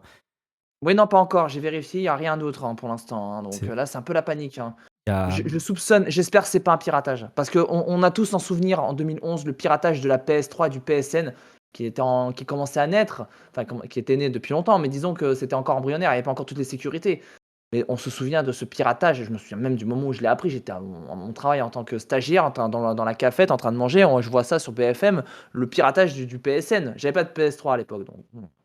Mais quand de voir cette news, je me souviens même de la séquence où on voit les dirigeants de PlayStation et Sony, tous pour la conférence de presse, qui se sont pardonnés à la japonaise. Mhm. Ils sont inclinés. Et Qui se sont excusés, tu veux dire, pas qu'ils se sont pardonnés. Oui, enfin, qui se sont. Oui, voilà, je ne trouvais plus les termes, désolé. Ils se sont inclinés pour demander pardon. Demander pardon, voilà, j'arrivais pas à trouver mes mots. Et l'image était forte quand même quand j'ai vu ça. Et là, ouais, j'espère que ça sera pas ça, parce que si on reproduit ce qui s'est passé en 2011, oh putain, là ça va être compliqué de gérer ça, parce que là ça touche pas que la PS3, là ça touche pas une console mais deux consoles, la 4 et la 5. Ouais. La dernière fois qu'il y a eu une grosse panne, c'était 8 heures que ça avait duré. C'était le 1er octobre 2024. C'était Là PS4 j'étais pas au et courant de cela, PS5. tu vois. Par contre, ce qui fait Alors, marrer, ça devait c'est être en journée. que si on regarde la précédente avant ça, qui avait duré aussi, c'était le 21 mars. Et là, par contre, ce qui est marrant, c'est la liste des consoles, parce que c'est non seulement PS4, PS5, mais c'était aussi la PS3 et la Vita à ce moment-là. Ouais, c'est la PS3 toujours sa connexion. Je crois que le online, enfin la PSN de la PS3 marche encore, je crois. Donc, En connexion, ouais. Il j'ai- y a plus en d'achat. con- Puis je crois que la liste des amis fonctionne plus. Je suis plus certain. Je sais je que sais pas, vous pourrez vérifier. Maintenant, j'ai ma PS3 maintenant. Donc, j'ai démarré ma Vita en fin d'année et ça avait encore le online. Pas pour faire des achats, ouais, évidemment, mais j'avais encore l'accès. Enfin, Ok. voilà. Bon, bah, Mais ouais, voilà, il y avait déjà 8 heures la dernière fois, ce qui est dur quand même, hein. Mais là, le fait que ça fait. Enfin, on est parti pour faire 24 heures. là, c'est bien Voire parti. plus. Là, on en est quasiment à 20h, 21h de offline à l'heure actuelle. Si c'est bien 1h du matin. Pour l'instant, on sait pas. En fait, maintenant, c'est la question, c'est quand ça a commencé, à quelle heure exactement, parce que j'ai pas vu de message ou autre. J'ai un peu feuilleté un peu partout. On sait pas à quelle heure exacte la coupure a eu lieu. On sait pas les raisons. Clairement, piratage, des attaques DDoS, ou problème de serveur, on sait pas. Et surtout, quand est-ce que ça va revenir? Bon, on a un début de réponse, j'ai vu ça, ça revient lentement, à moins que ça recoupe parce que peut-être c'est pas encore stabilisé, donc ils sont obligés de recouper. Mais la question demeure. Et surtout, la réaction de Sony. Parce que je tiens à préciser que on paye, que certains payent quand même des abonnements quand même, hein, pour jouer à leur service, hein. Surtout quand tu es obligé d'avoir le PSN pour pouvoir jouer online. Il y a certains jeux qui en ont pas besoin, mais là, c'est un peu grave quand même, hein. Moi, ce qui m'étonne, et en tant qu'informaticien, c'est surtout est-ce qu'ils n'ont pas de système de backup, quoi. Bah, clairement non, hein. Est-ce qu'il suffit qu'il y a une machine ou un service qui tombe en panne pour qu'il y a tout qui tombe, ça fait un peu bizarre, quoi. Parce qu'à la Bah, limite, moi, je pensais que ça. surtout à la taille de Sony, je m'attends à ce qu'ils Ah oui. puissent débrancher tout un système et en remettre un autre sur place. Alors, je dirais pas en 2 heures, quoi, mais Mm. en 4 ou 5, quoi. Là, ça commence à faire. Ça commence Ouais. à montrer un manque de sérieux. Parce que Bah, comme c'est ça qui je m'inquiète. parlais déjà du streaming avant qui est vraiment pas bon, alors que ça va être la direction à prendre. Surtout que c'est extrêmement drôle quand tu penses qu'ils ont sorti quand même une console portable qui ne fait que du streaming, Oui, c'est ça qui est comique, ouais. qui actuellement est une brique, du coup, d'ailleurs. Mhm. Enfin, voilà, Et, ça manque de sérieux, quoi.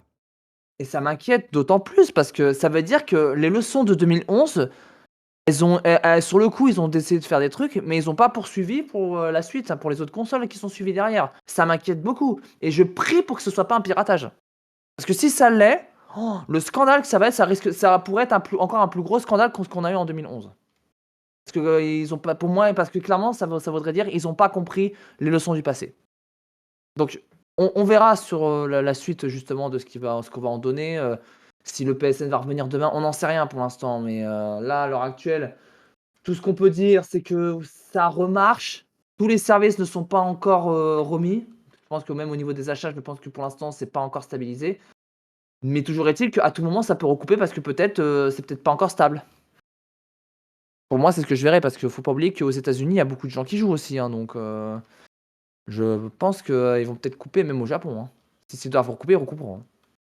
Mais moi, je veux les causes. Je veux les causes, je veux savoir qu'est-ce qui s'est passé. Ouais. Je me demande si les jeux sur PC sont aussi forcés. Genre, est-ce qu'on peut Ah, je suis démarrer forcé. Je me demande, est-ce qu'on peut démarrer Helldivers 2 maintenant? Ce serait bien. Essaye, pourquoi? Ah oui, Je- ce sera à tester. Si quelqu'un a ça, allez-y, hein. On est curieux, on est curieux. Je sais pas. Je crois que je l'ai pas installé, malheureusement. Je l'ai pas non plus, donc je peux pas dire non plus. Je l'ai, mais je l'ai pas installé. Enfin, je crois que j'ai Spider-Man 2, mais il est pas installé actuellement. Il est téléchargé, je vais pas le faire. Ouais, non, là, Donc, voilà. c'est pas grave, non, Voilà. c'est pas grave, mais si quelqu'un a le truc, bah, sur le serveur Discord NLR, vous mettez sur le canapé, comme ça on saura. Yep, yep, yep. Bon, voilà. Voilà, bon, je pense qu'on a fait le tour du sujet, sauf si quelqu'un a quelque chose à rajouter. Bon, ça, je prends ça pour un non. On va prendre ça pour un non. D'ailleurs, parlons de Xbox qui, lui, Microsoft Xbox, qui arrive avec leur gros studio et qui disent bonjour, on va ajouter un autre jeu de notre catalogue sur PS5, quoi. Ouais, sur PlayStation. Parce qu'on sait qu'ils ont dit que oui, on va pas retirer les jeux qui sont déjà sur PlayStation, on va garder le cap pour certaines licences, retirer éventuellement pour une ou deux. Mais là, ils se sont dit, tiens, et si on allait troller? Et j'ai pas meilleur terme.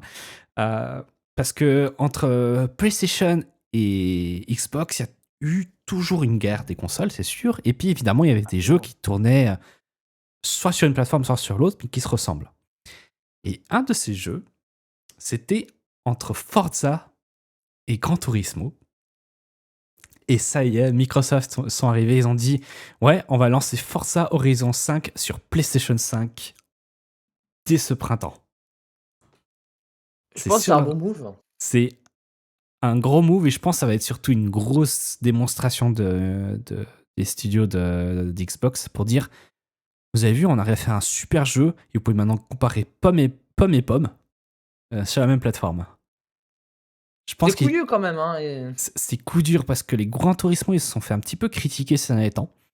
Tout le Parce que dernier. surtout le dernier. Et là, ils arrivent avec le Forza Horizon 5 qui est magnifique. Même avec un PC qui est pas top du top, ce jeu est magnifique. Il est excellent. Il est plutôt bien à la prise en main. Et ouais, voilà, ils arrivent et ils disent bonjour. Bonjour, on a de grosses couilles, on est capable de mettre le concurrent de votre jeu numéro 1 en termes de jeu de course, de simulation. Voilà, bah, parce que vous voulez les joueurs, vous choisissez lequel vous préférez, vous pouvez jouer aux deux même si vous voulez. Donc, voilà, donc c'est Horizon 5. Alors, je sais qu'il y a l'autre, c'est Corza, je crois, qui est un peu moins. Qui est Connu. moins arcade, qui est plus vraiment Ah, moi, ça va. simulation. Effectivement, là, je pense que peut-être Gran Turismo gagne sur ce point. Parce que Gran Turismo aussi, ils ont 2 éditions, hein. La simulation et arcade. Mais là, Ouais. Horizon 5, clairement, est top. Et c'est pas un jeu qui est récent, quoi, n'empêche. Non, clairement pas, il date, ouais. Il est sorti quand? Parce que je l'ai joué, mais en streaming sur mon vieux PC encore. Horizon Après, 5. ça me permet de rebondir un peu sur ça. Est-ce que finalement la stratégie de Microsoft de vouloir de mettre fin justement aux exclus Xbox, que certains jeux puissent se retrouver sur PlayStation, est-ce que c'est finalement pas, aussi mauvais qu'en soi? Ça, c'est Clairement, une moi autre. je pense que c'est peut-être la meilleure stratégie qu'ils aient pu faire, hein, clairement.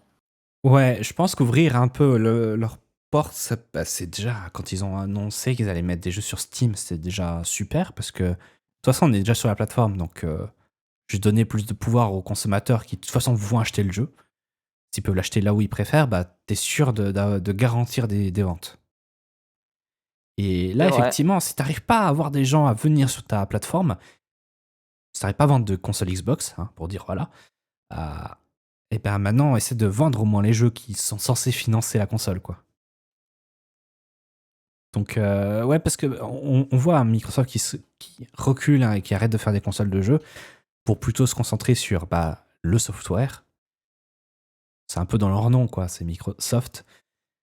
Je pense que c'est un bon moyen pour eux d'éviter de juste cracher avec les problématiques qu'on a actuellement avec le matériel, qui est coûteux, qui est difficile et qui maintenant, pendant longtemps, les consoles étaient vendues à perte. Maintenant, c'est beaucoup plus compliqué de le faire. Et je regarde, la configuration minimale pour lancer le jeu, c'est une GTX 970. Ça Ouais, date ça quand va. même, hein. Ça date, ouais. Par contre, le jeu requiert sur Windows 150 Go de disque. Ah ouais, quand même, il est lourd celui-là. Il est un peu lourd et je pense que les shaders, tu les compiles pendant longtemps. Donc, le bouton jouer à cloud gaming, tu te dis, ouais, il est pas trop mal finalement. Euh, mais le jeu, pourquoi ils affichent plus la date de sortie maintenant?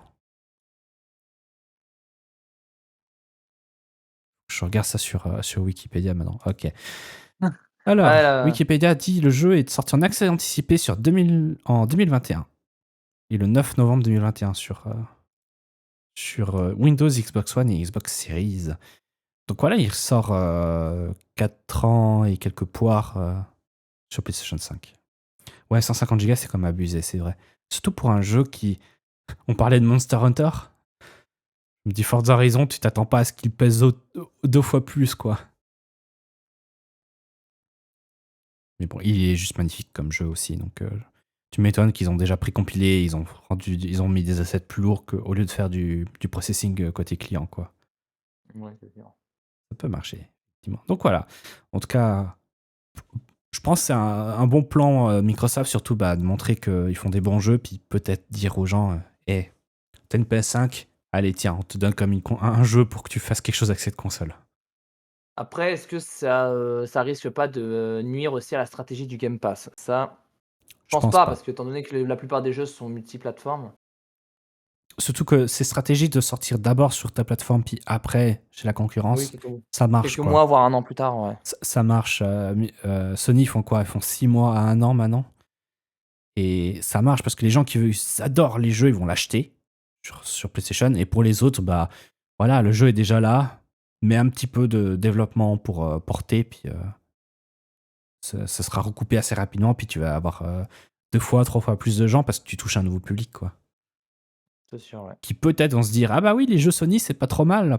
Et après, quand tu dis voici le prochain jeu, il sort uniquement sur PlayStation pendant une année, est-ce que tu veux venir le jouer? Voilà, Ouais, voilà, c'est une stratégie, quoi. C'est appâter aussi le client. Donc, stratégie. Bah oui, forcément. ça marche. Voilà. Donc, c'est quelque chose que moi, je vois beaucoup. Enfin, que je pense que Sony était aussi bon à faire, comme ça. Parce que quand ils sortent le vieux Ragnarok et puis ils te disent si tu veux jouer au nouveau, prends une PS5. Il y a beaucoup de gens qui ont acheté une PS5 après. Parce qu'ils ont eu l'occasion de tester. Donc, bon, voilà. Je trouve que c'est pas une mauvaise idée. Puis surtout, bah voilà. Gros move des studios Microsoft, en tout cas. Ouais. Pendant que Sony est à la ramasse sur certains de ses studios, déjà avec le PSN, on va pas revenir. Voilà.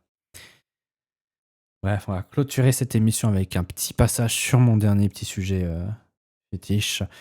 Ça concerne bien la Pebble. Donc, c'était une montre. Alors, pas mal de gens disent que c'était de le e-ink, donc un écran électronique, enfin encre électronique. C'est pas vrai. C'est un écran LCD. Et c'est pas un LCD traditionnel. C'est un qui est réflectif. Enfin, je crois que c'est pas le réflectif.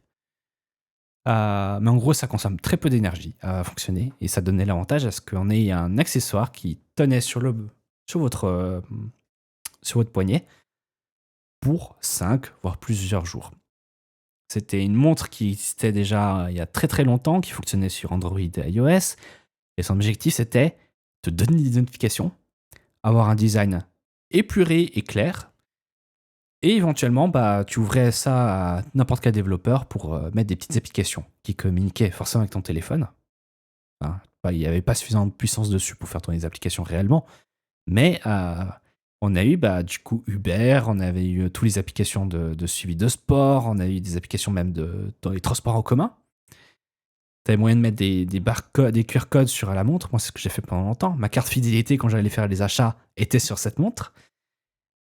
Et voilà, c'était l'Apple Watch avant l'Apple Watch, essentiellement, avec des technologies possibles pour une startup et qui d'ailleurs a cassé tous les records Kickstarter plusieurs fois de suite. Et ils sont toujours dans les projets qui ont eu les meilleures levées de fonds. Malgré ça, l'entreprise, en préparant sa dernière gamme, a coulé, tout simplement. Voilà. Ils ont manqué d'argent assez vite avant de pouvoir sortir leur dernière suite d'accessoires. Ça a été racheté par Fitbit, qui a pris la propriété intellectuelle pour beaucoup moins que les dettes. Donc malheureusement, ils ont dû éponger les dettes en revendant les serveurs et tout le reste. Une partie des gens qui travaillaient chez Pebble ont été embauchés chez Fitbit, donc au moins c'est pas trop mal. Et plus tard, Fitbit a été racheté par Google. Et maintenant, Google avait du coup la propriété actuelle de Pebble, ils avaient le logiciel et ils sont rentrés en communication avec le créateur originel de Pebble, qui a demandé à Google vous n'utilisez pas le Pebble OS qu'on avait fait à l'époque, est-ce que vous pouvez le rendre open source? Et avec ces fameux employés qui étaient chez Fitbit et maintenant qui sont chez Google, plus encore 2-3 membres de la partie hardware de Google, ils ont nettoyé le code source, ils ont retiré les trucs que tu peux pas distribuer publiquement et ils ont rendu ça open source. Conséquence, pour les gens qui faisaient fonctionner encore une Pebble en 2024 et 2025 grâce à la communauté, parce qu'en gros, malgré que les services cloud étaient tombés en panne, voilà, ils ont tout coupé. Une partie a pu être hébergée et recréée par des passionnés. Donc du coup, la Pebble fonctionne encore aujourd'hui, en réalité. Un petit peu plus limité, mais vous avez toujours un moyen d'installer ce qui s'appelle Rebel. Et avec cette ouverture du code source, c'est bien du coup le développement des services manquants et surtout des mises à jour du système vont pouvoir être gérés par la communauté. Ça, c'est un point. Et le deuxième point, du coup, le créateur qui est venu, il avait quand même une raison de pourquoi il a demandé à Google de rendre ça open source. C'est que ça lui manque. Plusieurs années après avoir revendu, il a une Apple Watch et il dit mais ça m'énerve de devoir recharger, du fait qu'il y a plein de problèmes et que ça fonctionne que sur iOS. Et il s'est dit bah j'ai envie de refaire une nouvelle montre. Et du coup il profite Non. du fait que le code source est à nouveau disponible pour se dire c'est bon, je vais sortir une nouvelle montre qui ressemblera pas mal aux originelles en 2025 et ça sera cette année. Donc le gars vraiment il va faire un speedrun pour sortir du hardware. Voilà. Et donc du coup, faut se rappeler que dans le temps, tu pouvais avoir une montre qui pouvait tenir plusieurs années avec une seule petite pile. Maintenant, c'est que tu as des montres, tu dois les recharger tous les soirs et parfois un peu plus souvent. Bah, la Versa que j'ai, parce que j'ai une Versa, voilà, j'avais une Pebble, bon bah j'ai essayé les Android Wear, ça marchait pas. Fitbit, plus tard, ils ont sorti la Versa 3 et 4 qui étaient assez proches. La 3, au moins, il y avait des applications tierces, le 4, il n'y a pas. Et ouais, j'ai dû désactiver l'écran permanent, je dois m'assurer que la connexion Bluetooth fonctionne, parce que sinon la batterie se vide en 2 jours. S'il y a un problème de connexion Bluetooth, la batterie se décharge comme pas possible. Mais là, effectivement, la montre, elle est en face de moi, elle est en train de charger. Parce qu'elle tient 4 jours. Alors que quand j'avais la Pebble première génération, d'ailleurs, c'était vraiment la toute première, elle tenait 7 jours. La deuxième génération qui avait la couleur, en plus, elle me tenait 8 ou 9 jours, quoi. Certes, c'est pas comme une vraie montre, enfin, ouais, une montre analogique, on va dire, où ça tient une année, 2 années. Mais là, on parle quand même d'un truc qui fait tourner une chip Bluetooth et qui traque ta température du corps, ton battement de cœur, etc. Donc c'est quand même un gadget. Et surtout, et c'est ça que les gens aiment bien chez Pebble, il y a des putains de boutons sur ce truc. On en a marre des écrans tactiles. Enfin, voilà. Bref, c'est des petites choses, des petites nouvelles assez sympas. Et surtout, c'est pas mal, c'est que bah, non seulement ça va aider un peu pour Eric, qui est donc le créateur originel, pour lancer du nouvel hardware et voilà, relancer aussi une entreprise qu'il a lancée il n'y a pas très longtemps.